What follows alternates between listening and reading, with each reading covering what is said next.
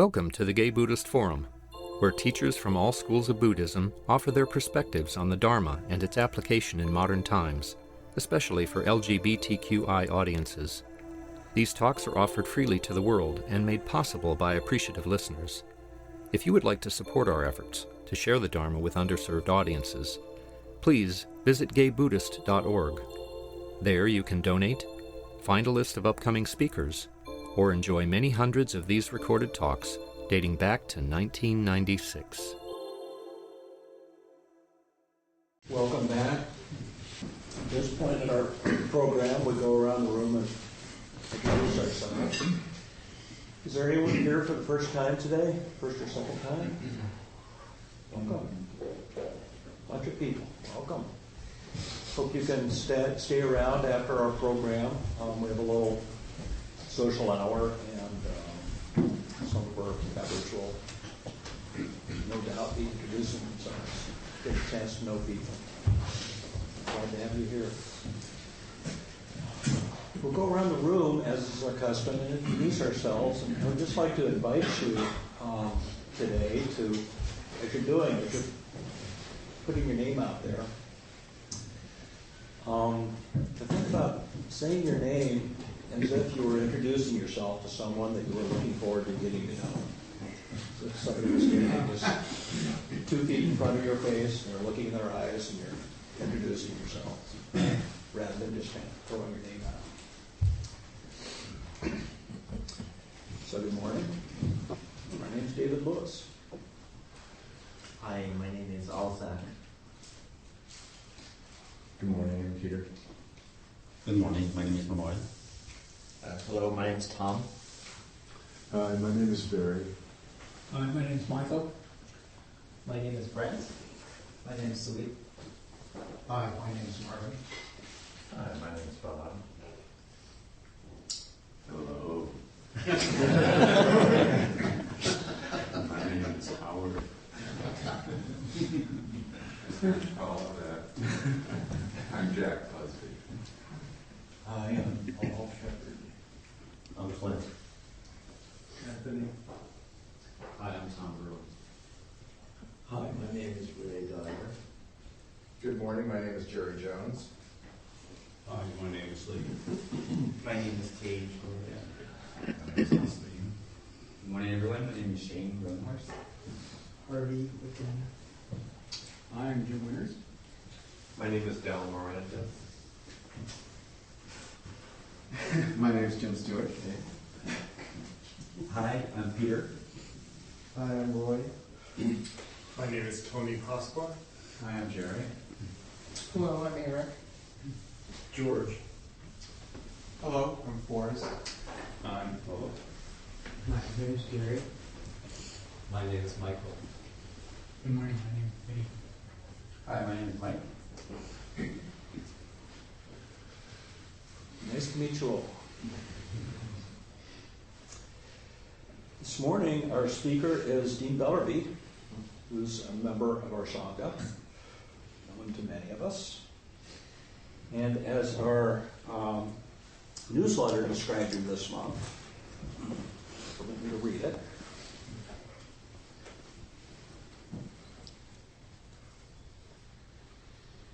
What would it be like to stop interfering with your experience? To stop filtering each thing that happens to us through our history and our future, what if?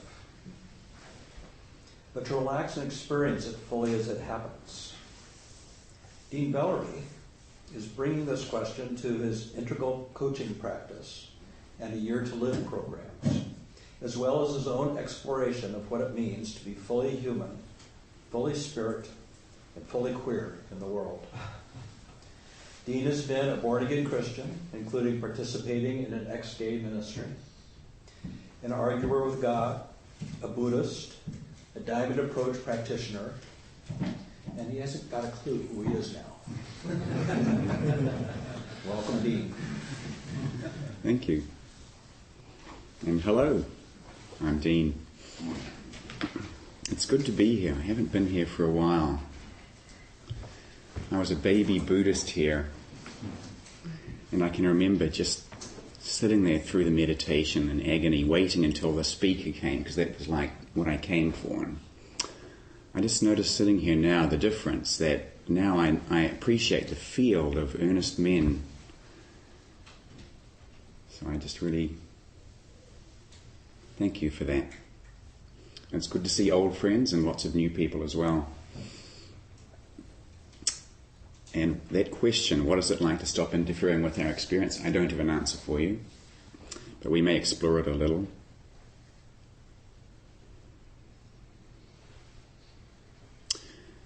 So I'm from New Zealand originally, as you may have guessed.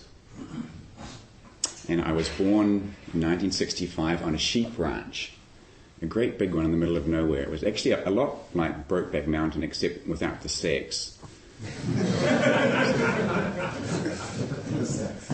Not that I didn't try.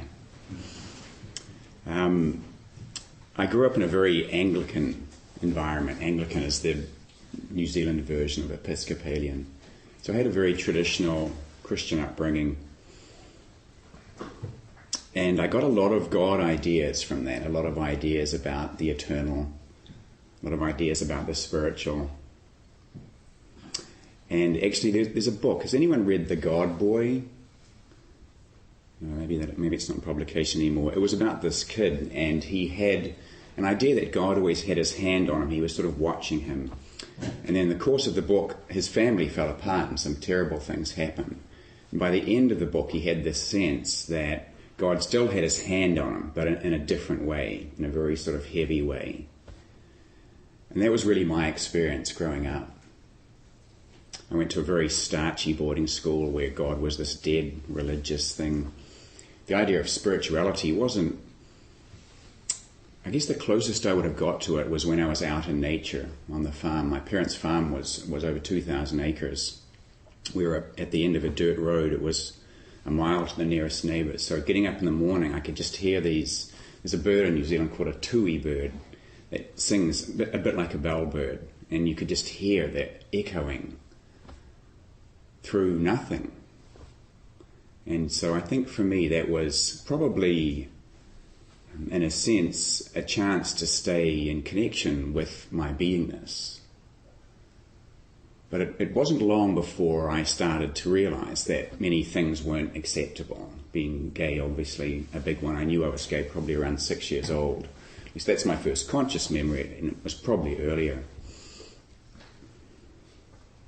And I sort of always had that flavour, well, there's God, there's gay, and I'm not quite sure how to work it out.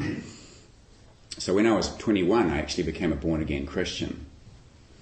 And I was a spirit-filled, tongue-speaking, born-again Christian. I went to a fundamentalist Pentecostal church. They're not quite as extreme in New Zealand as they can be here. But nevertheless, it was quite an experience for me. And, I saw a lot of power of something there that I wasn't really quite sure what it was. But boy, I went forward for every altar call to try and be healed, cured of my homosexuality. I had hands laid on me, I was prayed over, I was baptized, I was delivered, I was cast out, just about everything you could do. And nothing really worked. I'd sort of kind of rededicate myself to Jesus for a while, and then I'd start having the same old urges again. And it was difficult because they were so familiar and so close, and yet they were so foreign in my construct of what it meant to be a Christian, which was really my predominant worldview. So that's when at about 23 I actually went to an ex-gay ministry called Exodus, which some of you probably have heard that. Has anyone had an experience with a ministry like that themselves? Yeah. Was it Exodus or was it someone else? It was Exodus. And that was here, was it, in America? Yeah. Well, nice club we're in. They were very earnest. I don't know what your experience was like, but they had the best intentions. It was actually, I went to a small group for a year. There was a group of us, all gay men. We would meet once a week. And it was run by Harry and Heather. And Harry was ex-gay himself. And Heather would sort of be out the back making tea, and every so often Harry would get a little heated about some of his comments, talking about his own experience, and Heather would sort of clink the cups a little more loudly, and Harry would kind of, come back and stop talking about the nice pair of legs that didn't tempt him anymore.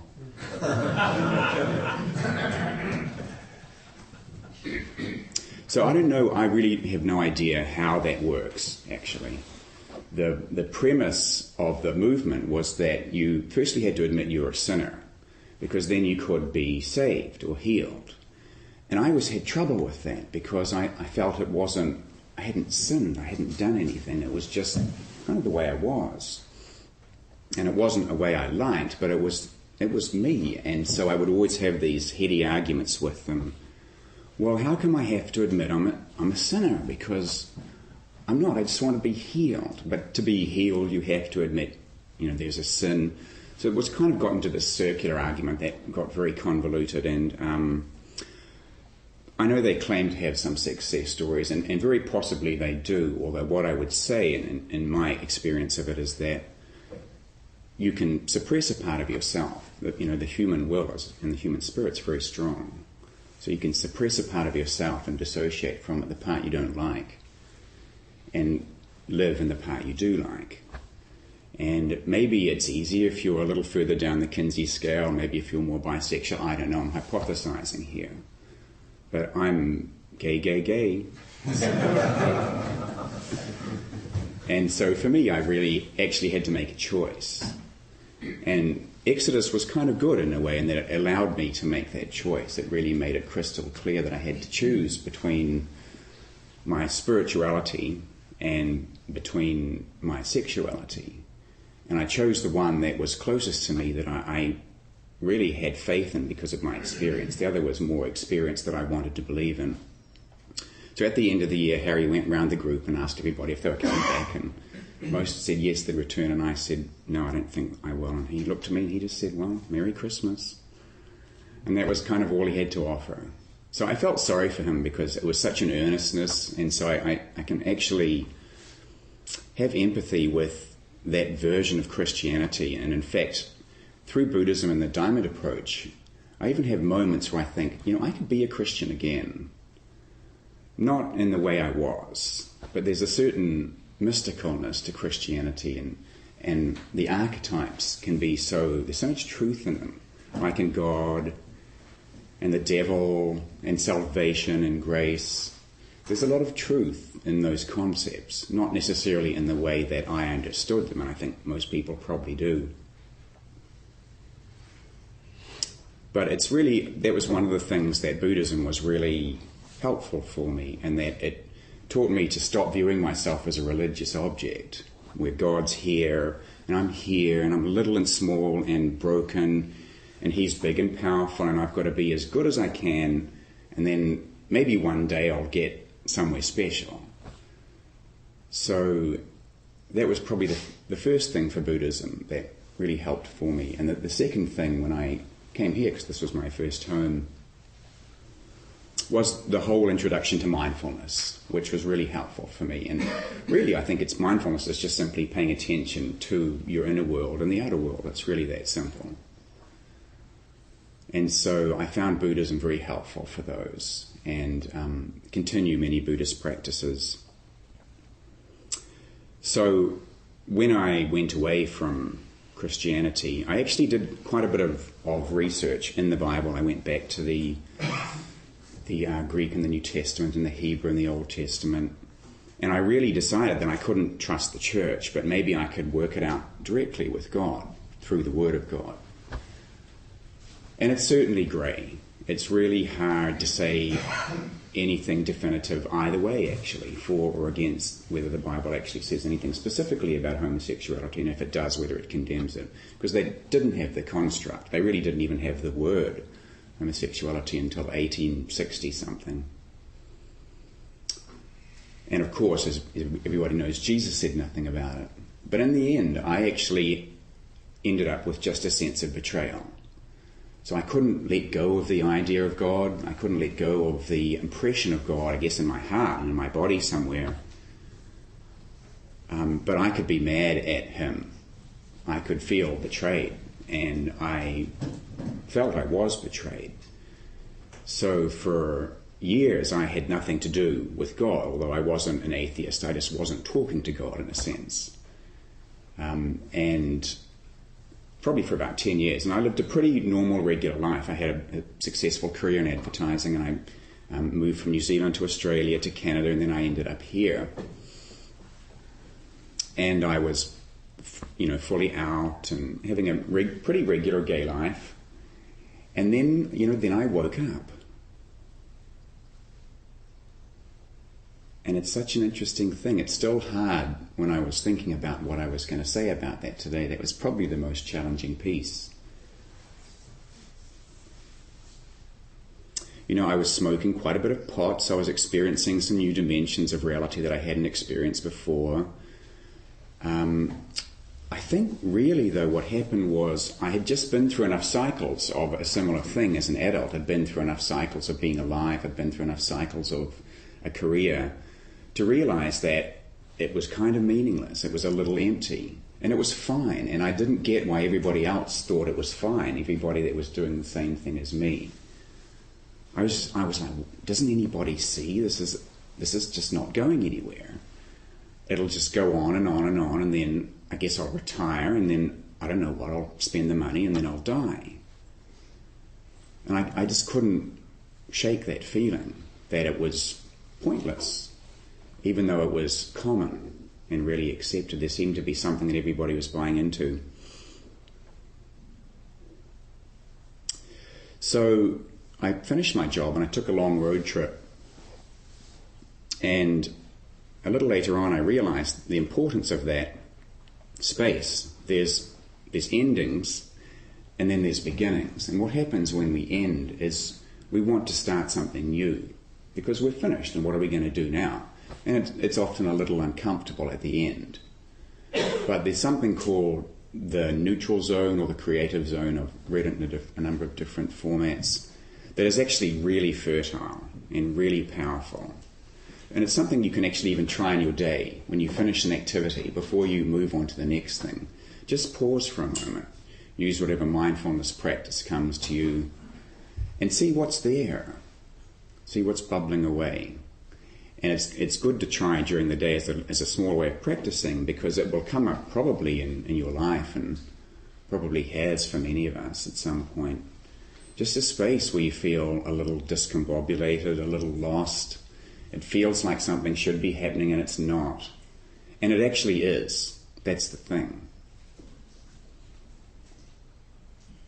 And in some ways, that was, say 7 years ago for me now. In some ways, I'm still in that somewhat, at some level. That's that, I guess, the idea. I don't know who I am now. So who am I now? Well, at the moment I'm using predominantly an approach called the diamond approach, which is techniques like Buddhism is, rather than necessarily a religion or a spirituality. So there's a couple of people I think are in here as well. Is anyone else in the diamond approach? I'm not. Okay.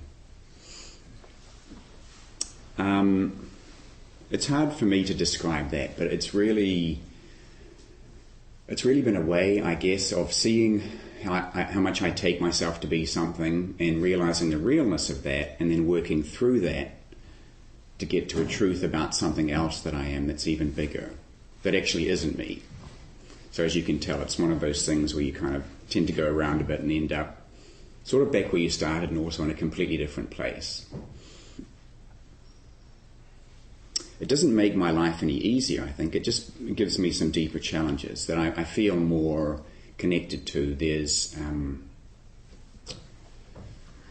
maybe a substantiality or a presence that I can feel about it that I haven't felt before. Because it's pretty rigorous. It creates a lot of structure. That's actually one of the good things about it.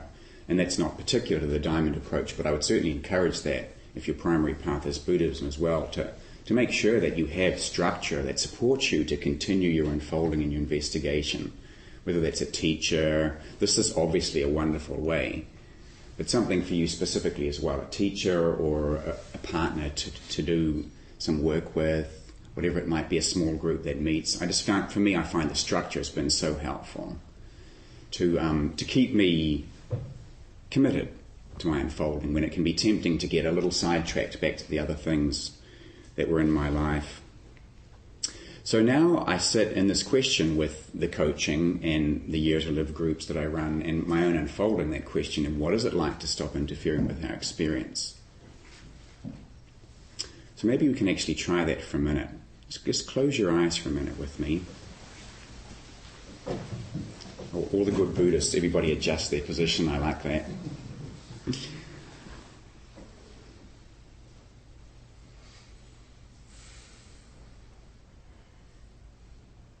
And just notice what you might be thinking. Or if you're having any other experience, maybe it's an emotion, maybe it's a feeling in your body.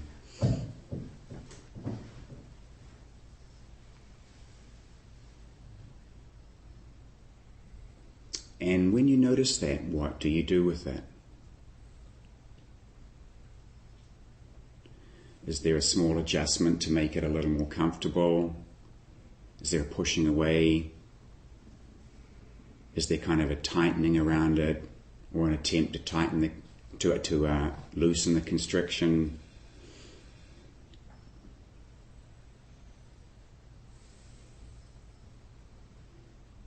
So open your eyes again.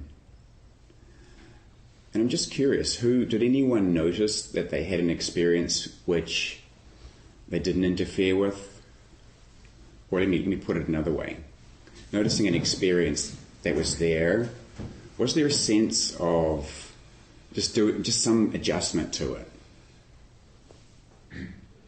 Does that resonate? That something happens and we make a little adjustment to make it a little more comfortable? Well, there's always an odd part where, for me, there's some things that I consciously adjust to, and another part which is just so automatic. The body all of a sudden, I guess, readjusts without thinking. So it's like, they seem to be almost like two different worlds. But then this part, you tend to forget that you think of your body a lot of times without really realizing its unconsciousness. Mm. And so it seems like there are two parts there. Two parts Right. to you. Well, yeah, I mean, in daily living, it seems to me I do function in a sort of a dualistic way. I mean, there is that whole host of ideas of who I am, and then there's this vehicle that sort of I'm driving, or this donkey or whatever you want, that has sort of its own way to it. Yeah. Did anyone find that there was nothing there to adjust? They had an experience of noticing something, a thought, maybe an emotion, a sensation, and there wasn't a lot of adjusting. And how was that? Just to sit with it. It feels okay to sit with it. In this case, my foot's starting to fall asleep. But I sit with it now. And it's always interesting to me because there's a cascade of thoughts associated with that. My foot might fall off, whatever, all those things. And just to remind myself, just to sit with it. It feels kind of powerful in a certain way. It feels, it's just a real letting go feeling. Mm-hmm. And how about those thoughts? My foot might fall off or something like that.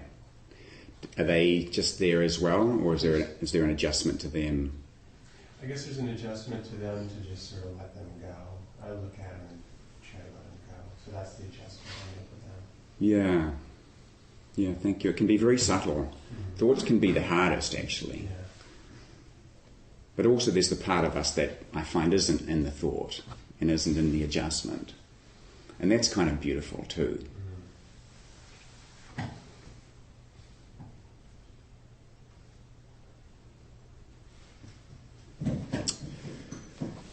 So I spent a lot of time working in advertising. And actually I'm grateful for it, because if I had been in a profession which was maybe a little less frothy, I might have been able to keep it going somehow.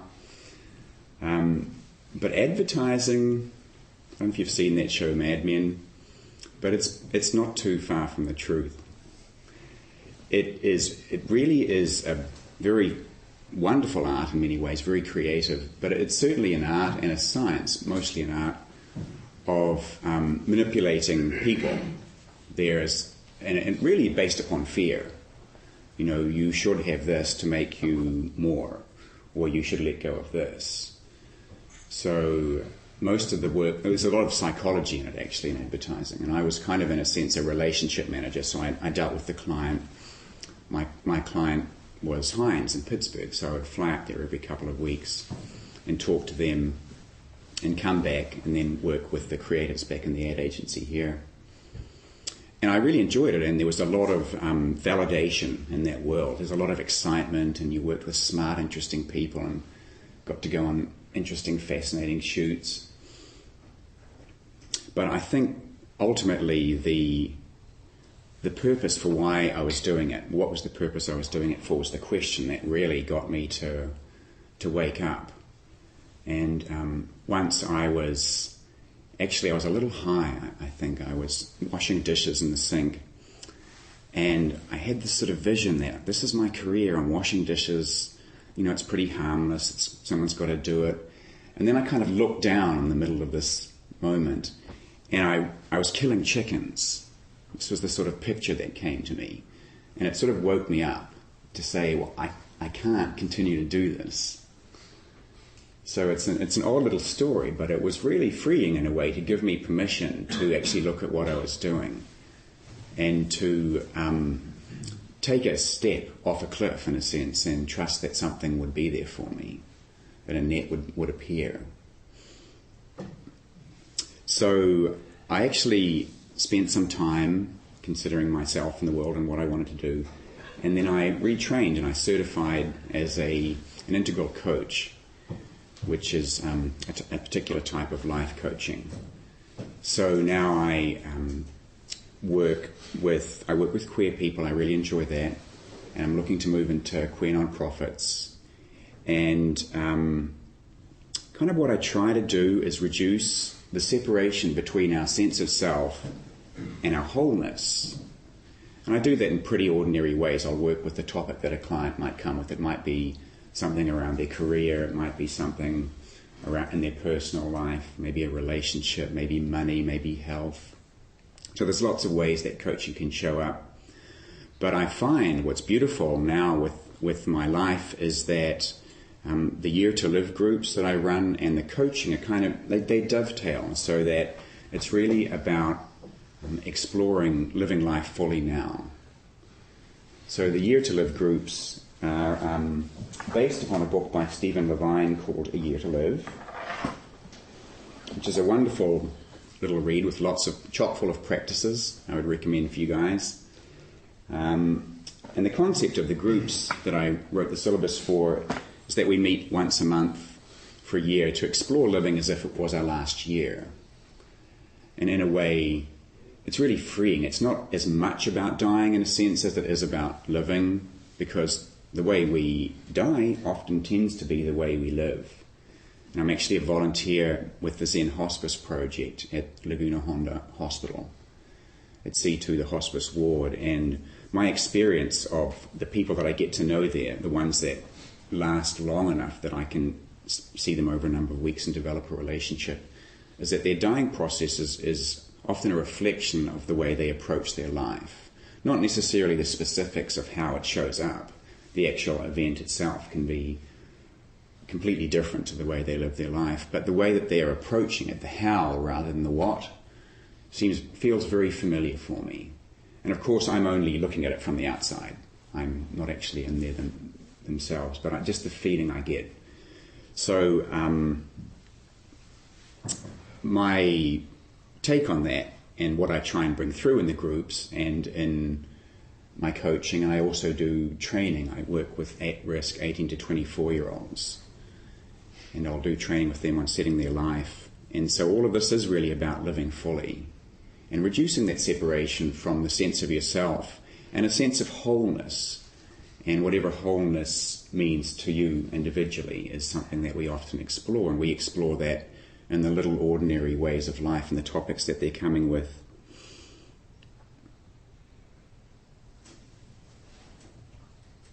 Two things I'm finding are coming up a lot more too in my work.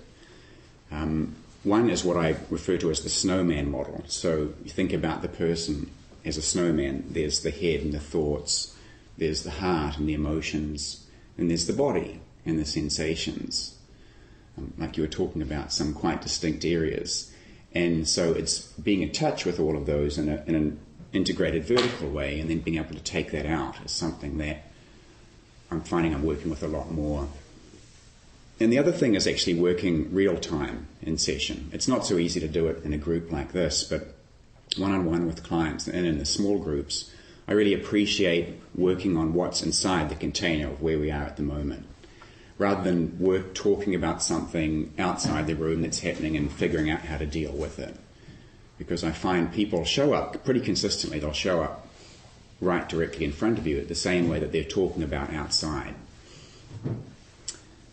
So for me it really is about learning to live fully, right now.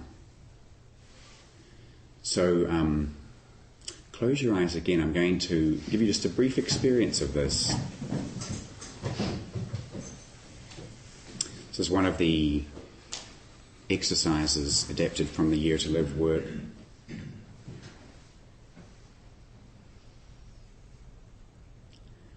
Every year, without knowing it, you have passed the anniversary of your death. Every year, without knowing it, you have passed the anniversary of your death. What if you have passed your last anniversary? What if you really have less than a year to live?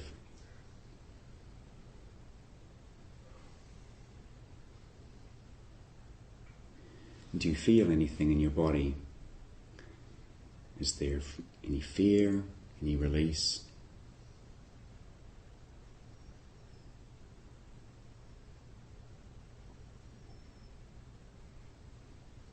And if it feels like fear, is it fear of dying or death, or is it fear of living or having not lived?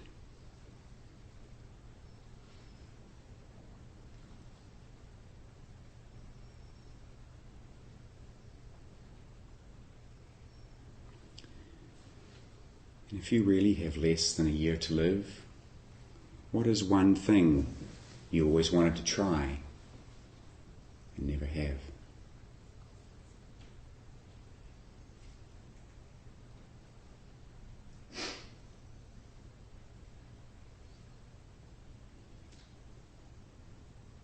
And what is one situation or relationship that is calling for healing or forgiveness?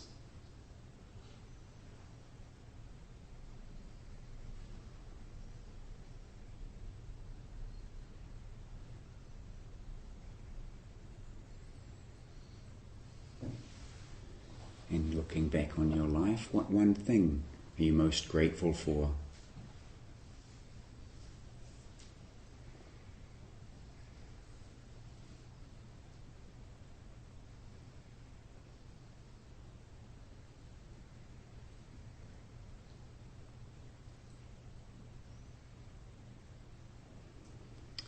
And what one thing would you like to be remembered for?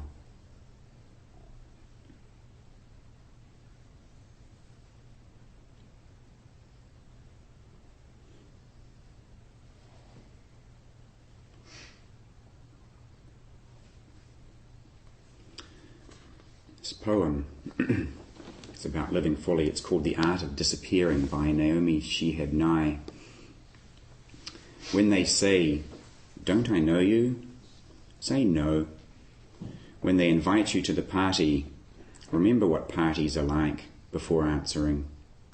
Someone telling you in a loud voice they once wrote a poem, greasy sausage balls on a paper plate, then reply.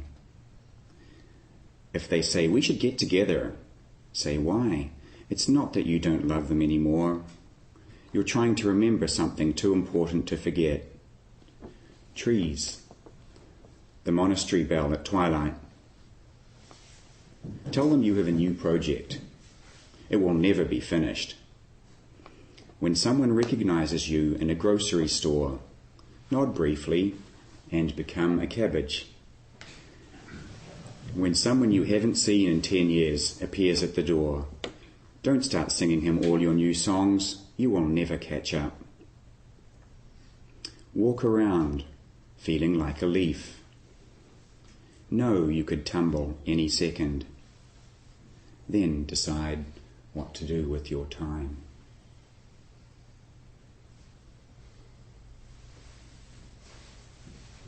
Walk around feeling like a leaf.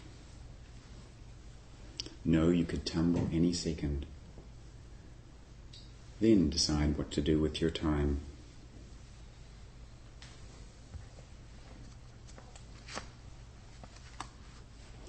So something may have come up for you in there, or it may not.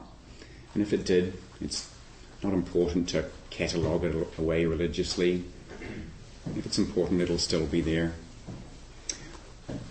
I wouldn't be a good coach if I didn't give you a handout. So I'm going to want to take one of those. What these are is they're 5 fundamental practices that I found in my coaching are universally powerful. So they're universally powerful, 5 fundamental practices. And there's nothing revolutionary there. And at the same time, of course, there is. So the first one is learning to stay present. And what I found is really helpful for my clients is some formal period of meditation or prayer, and then some mindfulness practice that can keep you coming back during the day.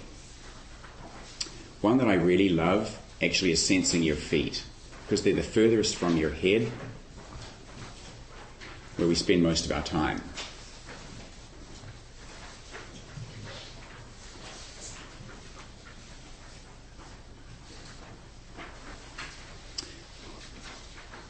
The second one is defending from the inner critic.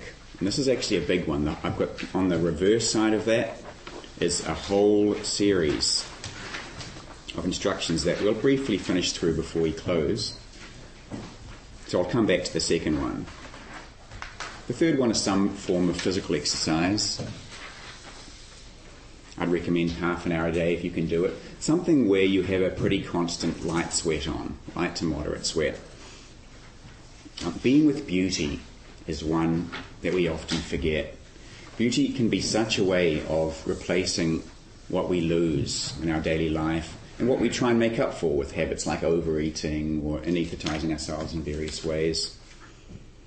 And then the last one is conversations, making a list of conversations at the start of the week about important concerns that you'll have during the week, and then trying to schedule at least one of those a day. And the reason I'm sharing these with you is they're actually really helpful for not just people who are in regular life, but those also on a spiritual path. You know, I think it was Wayne Dyer, someone said we are spiritual beings having a human experience.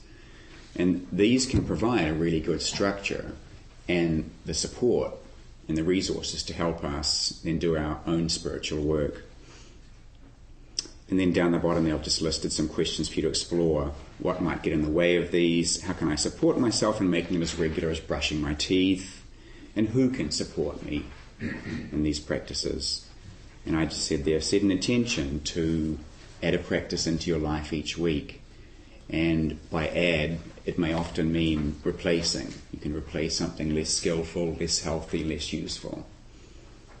And feel free to contact me. My details are down there if you have any questions or challenges.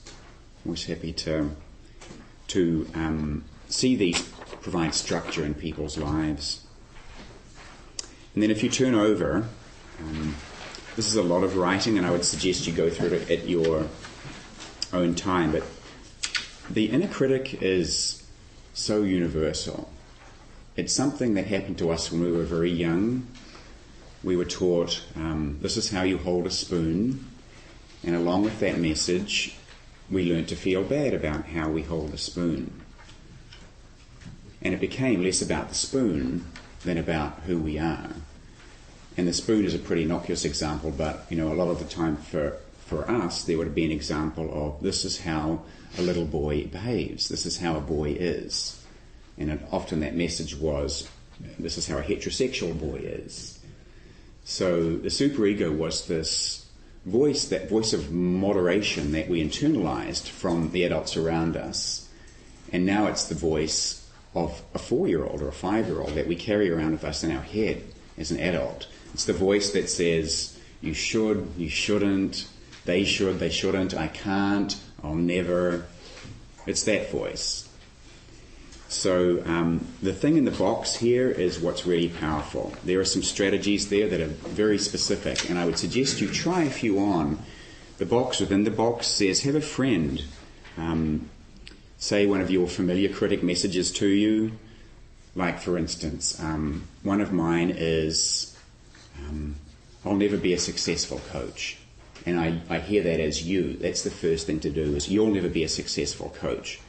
Which has actually become a little laughable because I'm on the way. But that's the message that's one of my common ones. Another of my common ones is, you're broken and you can't be fixed. And that's around being gay and comparing myself to being straight. So hearing the voice as a you rather than an I, and it is really helpful to help you disidentify from the voice. And then there are some really great strategies there. Try different ones. The important thing is to have the conversation stop. So my favourite one is to visualise a big stop sign whenever I hear the voice. That's why I put it first there. And that kind of stops the dialogue straight away, because what we tend to do is we might rationalise, we'll argue with our inner voice in a way, or we'll collapse. There are 3 things that tend to happen. We either argue with the voice, or we say, fuck you, that's not true, I'm this instead, which is to fight back, or we just collapse and go, oh, it's true. I'm a terrible failure. So we tend to predominantly gravitate to one of those, so it's good to know which one you'll gravitate towards. And then try some of these different strategies. And that way you have a toolbox at your disposal for when it comes up, which is only 1,000 times a day. And you'll try this and it'll come up again. So be prepared to constantly redefend until you get a sense of relief. And I have a poem, if I close for a brief discussion, but I have a poem which is exactly for the superego, or the inner critic.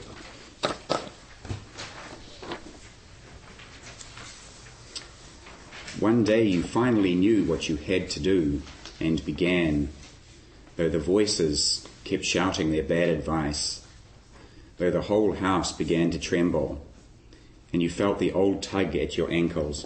Mend my life, each voice cried. But you didn't stop. You knew what you had to do, though the wind pried with its stiff fingers at the very foundations, though the melancholy of the voices was terrible. It was already late enough and a wild night, and the road full of fallen branches and stones. But little by little, as you left their voices behind, the stars began to burn through the sheets of clouds, and there was a new voice, which you slowly recognized as your own, that kept you company as you strode deeper and deeper into the world, determined to do the only thing you could do, determined to save the only life you could save.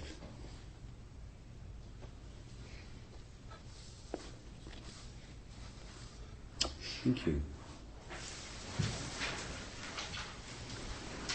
How much time do we have? 5 or 10 minutes for questions.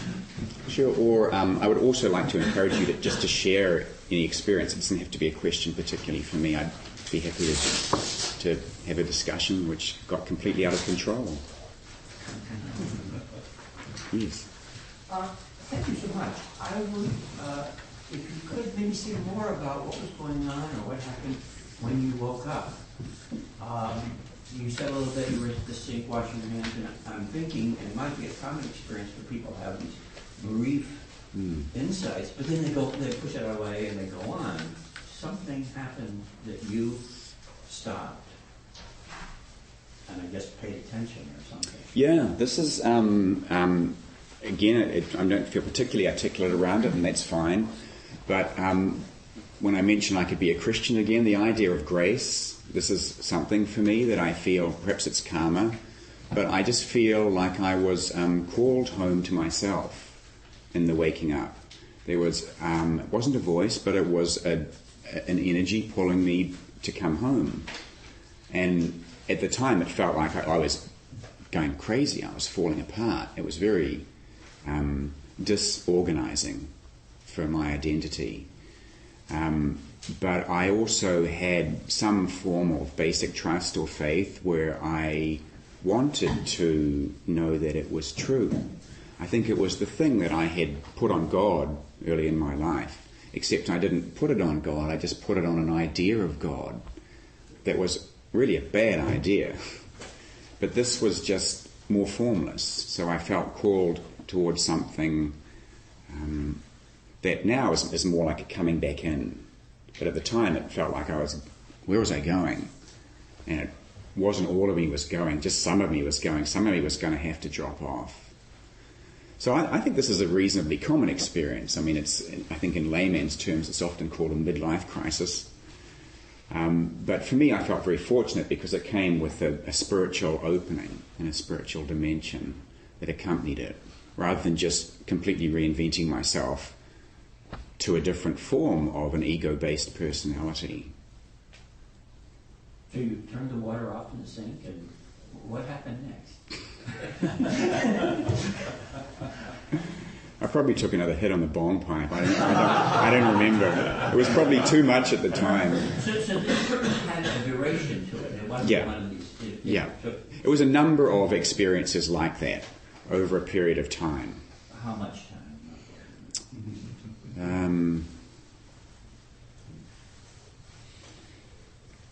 I mean, days, weeks? It was months. It was probably a year, actually, to put a fairly round figure on it, where I felt completely disintegrating before I felt like I had stopped having bits drop off me.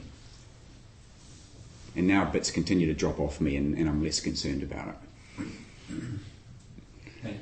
Yeah, sorry, I can't be too much more specific. In a sense, it was a little mystical, I guess, but it wasn't anything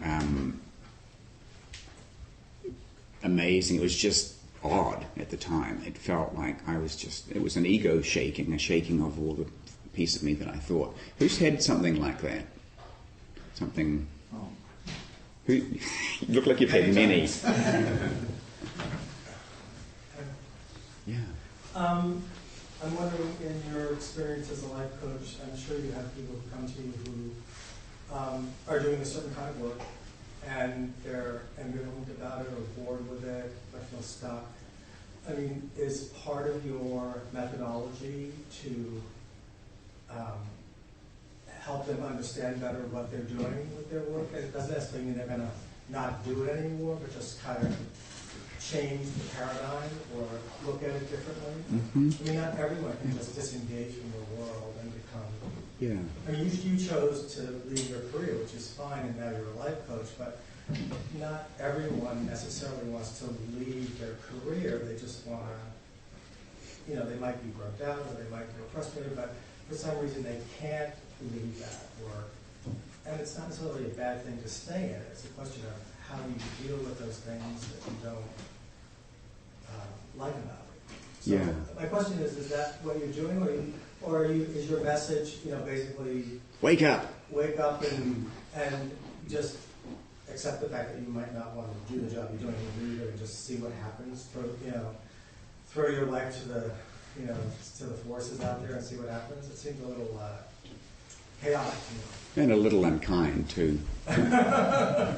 Coaching is about meeting people where they're at. So for some people, and coaching is much more about the how. than the what. It's how we're approaching something.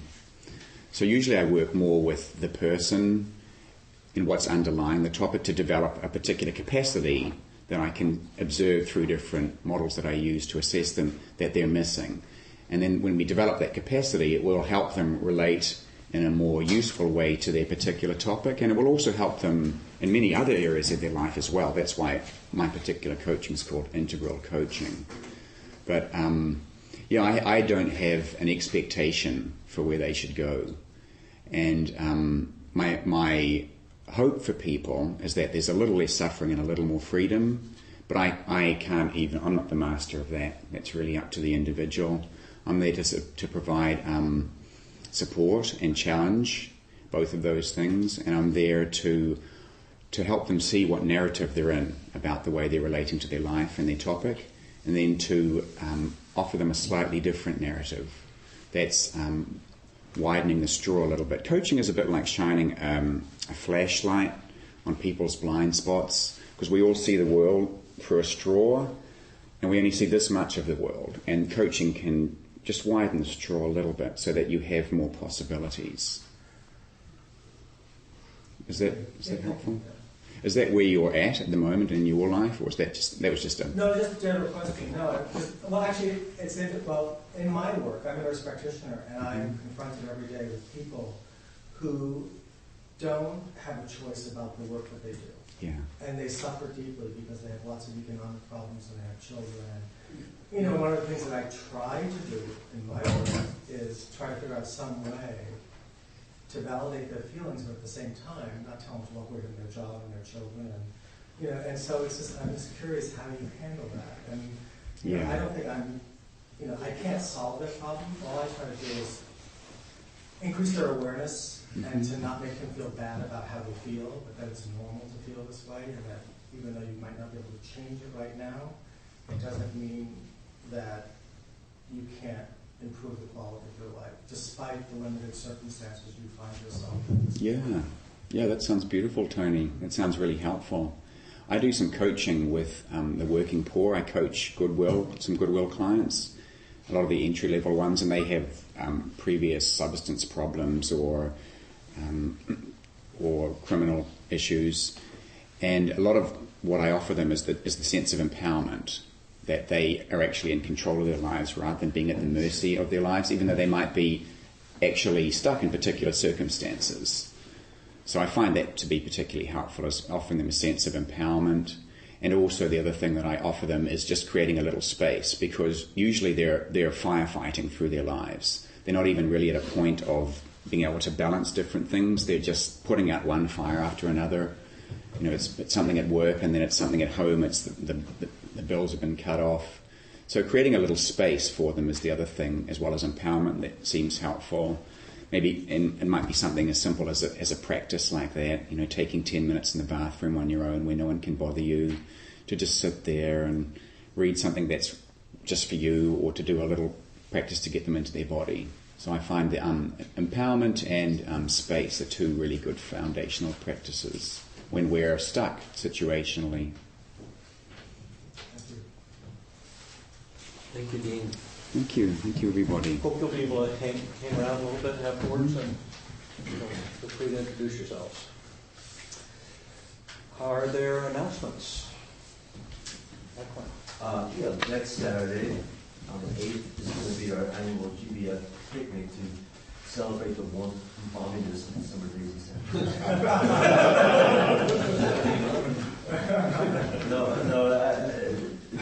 This time it's going to be in Golden Gate Park. So, it still should be fun, as long as you dress accordingly. I have flyers giving the exact location and so on. And I've actually, they're fun events. It's a chance for people to get together, share food, and socialize. And it's a nice way to celebrate Saturday. So it's also in the GBF newsletter, but also I have flyers here. Can I make an announcement too? I'm actually going to start some new Year to Live groups, and I'd like to do a queer-specific one. I did one, and it was lovely. It was men and women together, and I really appreciated that. So The contact details in my website are on the bottom of there. If you're interested, go there. There's a bit more information about it. You can contact me. I don't have a timing on it yet. They're usually groups of around 8 or 10, so I wait till there's enough interest and start one. There are registration forms for the GBF annual retreat, which is happening September 18th through the 20th at Vajrapani Institute, which is a Tibetan center in the Santa Cruz Mountains. They are right by the Dana Bowl out there, and it's a very sweet weekend that I think is particularly useful for people who may be a little afraid of the rigor of a retreat, because it's a real gentle retreat of both some silent meditation but also some hanging out and getting to know each other. So check it out and feel free to ask any questions of me. Just to share some information, some of you probably know Joe Good at Joe Good Dance Company, and last night we went to his newest production, which is being held in the abandoned, otherwise Old Mint building in downtown San Francisco, and it was just wonderful. And it continues through next Sunday, so if you're interested, look it up on the website. Good with G-O-O-D-E. Another event that's happening this week is the San Francisco Zen Center book sale.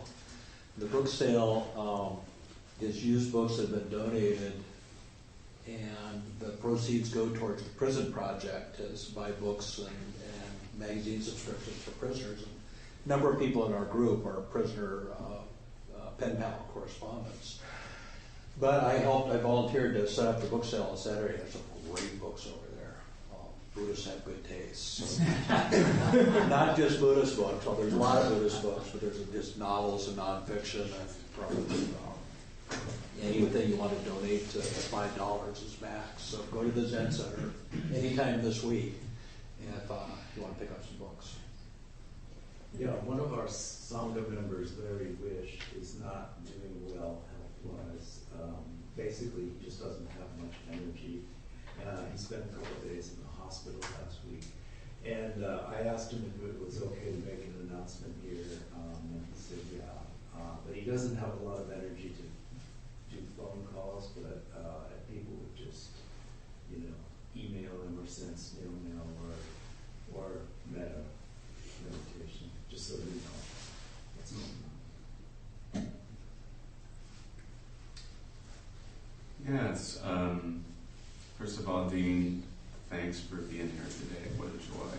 And I just missed the New Zealand energy here, so I'd come back more frequently if you would.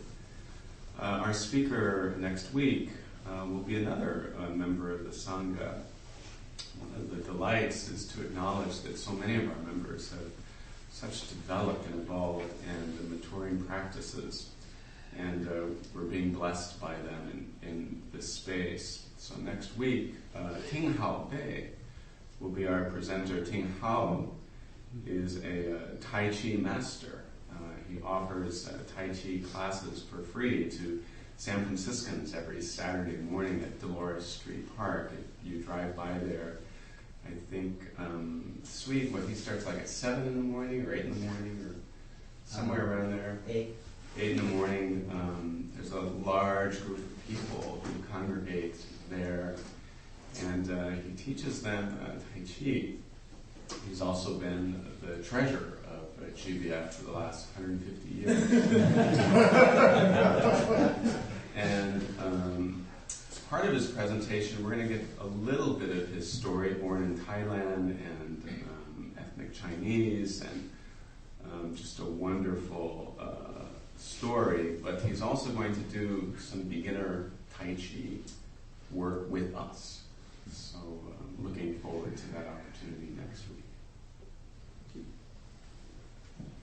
Yes, John. Yeah, Bill Childs and I both sing with the San Francisco Choral Society, and we're singing Verdi's Requiem in 2 weekends, on Friday and Saturday on the 14th and 15th. And it is a ferociously powerful and beautiful piece of music. And it's a Davies, and there's we commissioned a new piece, and a composer named McCullough, who based it on some very dark poems by William Blake. So it'll be a very much unique music if you like what music. We have a host. I'm privileged to be your host. There are treats that are very sweet and bad for you, and then there's also some fruit, and something that looks kind of bad for you is really from Rainbow Market. It's a carrot walnut kind of loaf. If you drink any tea, could you please rinse it? There's soapy water already in the sink. And then also, I will be coming around with the Donna bowl. As far as Donna, it's kind of tied to giving you an opportunity to be generous. And there is some sort of standard range, but I think just give what you want to give. I think that's it, yes. Let's gather in a circle and Dean will dedicate Mary.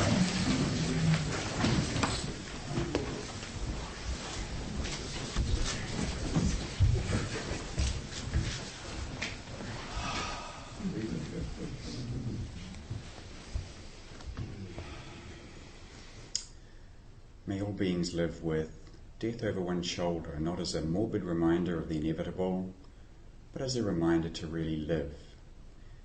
And by the power and truth of our practice here today, may all beings take the opportunity of existence to become free.